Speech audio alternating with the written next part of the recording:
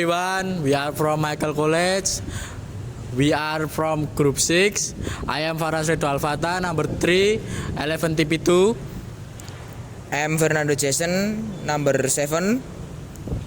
I am Ivan Dwi Markananta, number 15. I am Theodoric Alberto, number 29. We're here to find out how the 1998 tragedy happened through the point of view of someone who was at the scene at the time and make an ASAS video project from several subjects, namely history, Japanese language, Indonesian language, English language, and Pancasila education.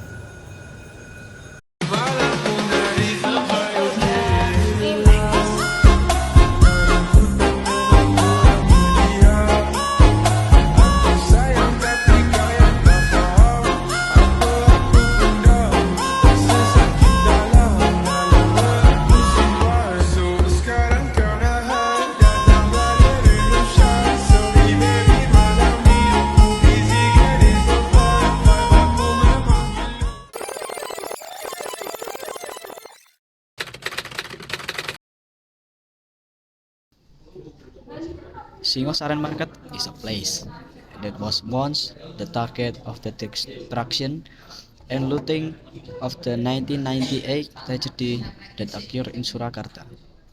Singosaren Market is a silent witness to how the tragedy happened, where the masses of the various groups looted the merchandise there, destroyed the building, and the market building was also not spared from burning, an act of the violence that occurred at the time. The 1998 tragedy was a tragedy of riots that began with the economic crisis and spread to politics. It began with peaceful protests by students, but when 4 students were shot, known as the Trisakti tragedy, and because of this, the mass who were already depressed due to the economic crisis finally went on a rampage. That masses committed various anarchist acts ranging from violence, arson, looting, and harassment, especially against Indonesian citizens of Chinese ethnicity. Was also the skin of the 1998 tragedy, starting with an act of solidarity with the Trisakti tragedy, after which they wanted to deliver speechless in front of the apparatus blockade. The authorities asked the students to disperse, and authorities began firing tear gas. This caused the students of scattered, and the students along with the mass from various circles began to destroy facility, looting orders, and harassment.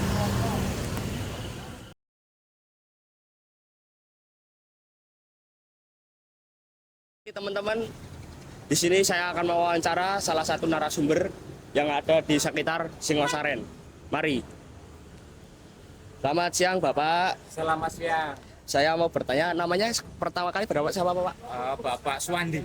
Bapak Suwandi. Ya, Di sini sebagai apa, Pak? saya sebagai driver becak atau pengemudi becak di Singosaren. Pengemudi becak dari tahun berapa, Pak? Saya dari 84 sampai sekarang. Oke. Saya ingin bertanya-tanya tentang tragedi 98, apakah Bapak bersedia? Ya, bersedia. Oke. Yang pertama, menurut Bapak, yang menyebabkan kota Solo bisa terjadi tragedi 98 itu apa, Pak? Itu entah benar entah salah. Kalau setahu saya demo mahasiswa besar-besaran itu, kemudian long march diikuti oleh masyarakat, kemudian kayaknya tidak terkendali. Kemudian terjadilah menimbulkan kericuan ataupun kekerasan dan sampai pembakaran itu, setahu saya demikian. Oke. Berarti itu yang menyebabkan demo itu apakah ada dari pemerintah atau apapun, ada krisis atau gimana ya Pak? Oh, kalau masalah itu saya sebagai orang yang paling bawah cuma driver becak. Jadi untuk permasalahannya saya enggak tahu, tapi yang setahu saya cuma itu diawali dengan demo besar-besaran dan semakin meluas itu, kemudian sehabis demo kemudian long march saya itu berjalan-jalan itu kemudian diikuti ataupun mungkin istilahnya atau ditunggangi atau dan sebagainya enggak tahu. Pokoknya terus kemudian terjadilah seperti itu, setahu saya demikian. Oke.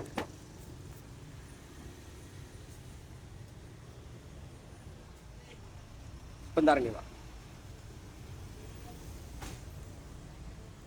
Yang pertanyaan saya yang kedua nih Pak. Menurut Bapak, yang menyebabkan pasar ini menjadi sasaran itu apa Pak? Yang jelas pada waktu itu untuk Solo ya, khususnya Solo itu di Singosaren terutama Matahari itu memang satu-satunya mall ataupun keramaian yang luar biasa. Jadi yang sasaran terutama di sini. Di sini kemudian menjalar sampai kemana-mana itu. Jadi memang pada waktu itu satu-satunya dan di sini yang paling ramai. Untuk mall-mall yang lainnya belum ada, baru di sini. Berarti pasar Singosaren ini termasuk bangunan lama ya? Pada waktu itu tidak. Awalnya itu pasar tradisional, kemudian dijadikan pasar agak modern. Jadi ada pasar tradisionalnya, ada mallnya, dan demikian. Jadi dua-duanya ada. Tradisional masih ada, kemudian di atas mall. Tapi satu-satunya mall baru sini. Yang ketiga Pak, mengapa orang-orang menjarah barang-barang? Wah, kalau masalah itu mungkin tidak terkendali dan kemungkinan ya pada waktu itu sulit mencari ekonomi kayak gitu. Pada waktu itu memang agak susah kayaknya. Berarti yang terjadi itu di dalam itu berarti ada krisis ekonomi juga ya Pak? Iya, betul. Oke, yang keempat Pak, menurut Bapak apa alasan sederhana banyak yang menarget orang Tionghoa Pak? Wah, ada masalah itu untuk alasan saya nggak tahu. Yang jelas kalau yang tempat-tempat yang yang istilahnya yang mewah itu rata-rata kan pada waktu itu kan yang mewah semua, termasuk showroom itu kan punya atau enggak. Iya. Jadi masalah alasannya saya kurang tahu, masalah saya orang awam itu. Yang kelima Pak, bagaimana orang-orang menyelamatkan diri dari tragedi-tragedi ini menurut sepenglihatan Bapak? Jadi untuk korbannya ya, iya. Korbannya itu saya tahu persis itu, termasuk saya itu ikut membantu pada waktu itu, membantu sebagian menyelamatkan barang-barangnya. Bahkan saya itu ikut menurunkan pembantunya keluar dari belakang yang di depan terjebak oleh kerumunan massa itu. Jadi saya tahu persis tentang penyelamatan. Saya ikut membantu PRT itu. Yang keenam Pak, seperti apa dampak yang Bapak lihat atau Bapak rasakan setelah tragedi mereda? Setelah tragedi mereda itu semakin sulit, terutama bagi saya sendiri. Untuk orang lain tidak tahu, tarikan sama sekali tidak ada, dan saya yang fokus saya mencari nafkah di pasar sini. Ini beberapa tahun tutup, jadi saya agak sulit untuk mencari tarikan, itu aja paling berdampak bagi saya itu. Dampaknya mungkin ya maaf dari ekonomi Bapak setelah kejadian tersebut, apakah pas kejadian tersebut Bapak itu membantu masyarakat, itu dampaknya ada apa gitu Pak? Misal kan kita membantu kan niatnya baik, tapi ada dampak yang tidak kurang mengenakan. Oh, dampaknya yang jelas setelah itu untuk mencari rezeki semakin sulit itu aja. Jadi untuk alasannya ya apa ya, seakan-akan kayak apa, perekonomian agak lumpuh sedikit gitu. Jadi tempat-tempat Karamban harus menunggu beberapa tahun dibangun lagi. Setelah dibangun lagi, saya juga bisa mencari nafkah lagi gitu aja. Oke Pak, dari saya nama saya Ivando dari SMK Mikael mengucapkan terima kasih pada Bapak setelah saya wawancara. Makasih Pak, Ya, monggo. sama-sama. Oke guys, yang narasumber yang pertama sudah selesai. Mari kita lanjut narasumber yang kedua.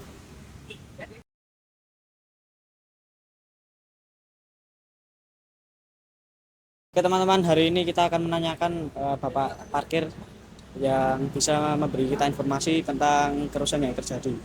Ikut saya. Nuwun Pak. Nggih, Asmine sinten Pak? Bapak Eko. Bapak Eko. Bapak Eko kula ajeng tanglet niki Pak. Seperti Pak. Ini di saat kejadian itu kira-kira apa yang menyebabkan kota Surakarta bisa terjadi tragedi kerusuhan ini Pak? Waktu itu ada seorang guru yang dianiaya seorang Cina. Dan menjadikan seorang pelatih, guru itu seorang pelatih sepak bola di Maros. Terus kejadian ini membesar, menjadikan organisasi kelompok marah, menjadikan bakar-bakar orang-orang Cina di. Oh itu yang 98 ya ini ya? Iya iya. Oh 98 ini Pak Harto itu reformasi ya? Reformasi berarti Pak. Itu reformasi loh. Reformasi. Itu reformasi loh. Waktu itu reformasi itu ya untuk gejolak masyarakat langsung. Kemarahan masyarakat dikarenakan ketidakpuasan dengan pemerintahan. Berarti masyarakat protes besar-besaran Pak. Besar-besaran. Terus ini menurut Bapak Eko ini yang menyebabkan pasar Singosaren niki jadi pasar apa sasaran niku napa Pak? Ya itu masa Masa Pak? semua masa marah, toko-toko dibakar.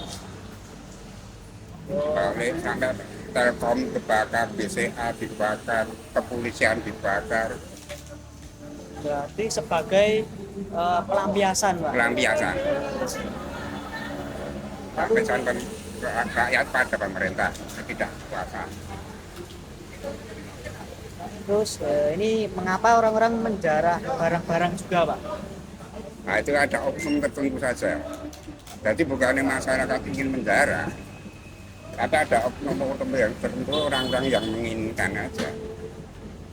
Di masyarakat yang menginginkan salah satu oknum masyarakat yang salah gunakan. Berarti menggunakan kesempatan dan Nah, Lalu menurut Bapak apa alasan sederhana banyak orang menargetkan orang Tionghoa? nah, itu kesederhanaannya karena semuanya itu diawali dari segi kalau kita orang Jawa, orang-orang daerah langsung, BNI langsung. Itu kalau minta misalkan dari pemerintah kita mau utang mau gimana, sedikit sekali. Kalau orang Tionghoa mau harganya motor ini harganya 10.000 bisa 100.000 lah. Kira-kiranya seperti itu. Kesenjangan sosial, Oh, kesenjangan. kesenjangan lah kan pilih kasih. Bagaimana orang-orang menyelamatkan diri dari tragedi ini menurut Bapak? Jadi untuk orang-orang ini ya itu solusinya ya kalau orang-orangnya Cina sendiri sih tidak diapa-apakan ya. Ya waktu dulu sebelumnya itu tahun 82 itu, nah itu menyelamatkan diri orang-orang Cina ini. Kalau yang bakar-bakaran ini tidak mengunsur mengarah langsung orangnya. Jadi membakar lah emosi masyarakat untuk membakar. Itu umumnya bukan orang Cina. Berarti orang-orang itu melarikan dirinya ya dudukan gitu Pak. Rame-ramean keluar nggak ada. Nggak ada masalah. Terus yang terakhir nih Pak, seperti apa dampak yang Bapak lihat atau Bapak rasakan setelah tragedi ini mereda Pak? Perekonomian total perekonomian jadi mati macet semua. Terjadi banyak pilot dari perusahaan-perusahaan pengusaha. Ya rakyat ya jadi susah, tidak bisa makan. Jadi ya setelah kejadian ini itu ekonomi menurun gitu Pak? Menurun secara drastis. Saya dulu masih kerja di Sariwana, jadi akunting. Ya, menurut saya sudah cukup informasinya Ya, Pak. terima kasih.